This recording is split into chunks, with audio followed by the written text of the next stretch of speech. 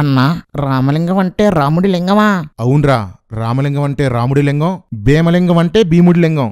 అన్నా, మరి బోడిలింగం అంటే? శివుడి లింగం ఊడిపడిపోయిన తర్వాత శివుడికి లింగం లేదు కదా, లింగం లేని శివుడే బోడిలింగం. సోమలింగం, లింగరాజు, నాగలింగం, వెంకటలింగం, జంబులింగం, సత్యలింగం, వీరేశలింగం ఇవన్నీ బూతులు, డైరెక్ట్ బూతులు.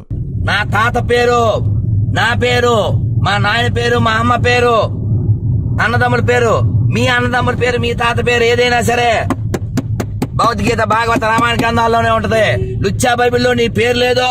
రేయ్ మాడా, మీ పేర్లు మీ గ్రంథాల్లో కాదురా, మీ దేవుళ్ళ కడ్రాయర్లో ఉన్నాయి. కింద కూర్చొని చూస్తే రాముడి 2 పిర్రలు సమానంగా ఉంటాయట. హనుమంతుడు దేంతో కొలిచాడో, ఎందుకు కొలిచాడో, ఎప్పుడు కొలిచాడో చెప్పండ్రా. రే ఎర్రి కుక్కల్లారా, ఎర్రి బత్తాయిల్లారా, మీ రాముడికి బద్ధకం కదా, పొద్దున్నే హనుమంతుడితో కడిగించుకొని ఉంటాడులే. హనుమంతుడి అంతరంగంలో రాముడు ఉండడం కాదురా, రాముని అంతర అంగాన్నే హనుమంతుడు ఎరిగాడు. రాముని ముష్కాలు వేలాడి ఉంటాయి, రాముని ముష్కాలు సమానంగా ఉంటాయి, రాముని పిర్రలు సమానంగా ఉంటాయి, రాముని లింగం నున్నగా ఉంటుంది, రాముని లింగం పొట్టిగా ఉంటుంది.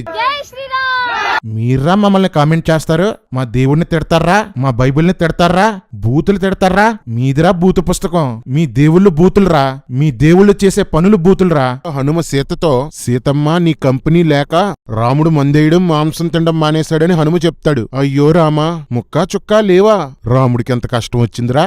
మీ కష్టం పగవాడికి కూడా రాకూడదు గురుగారు.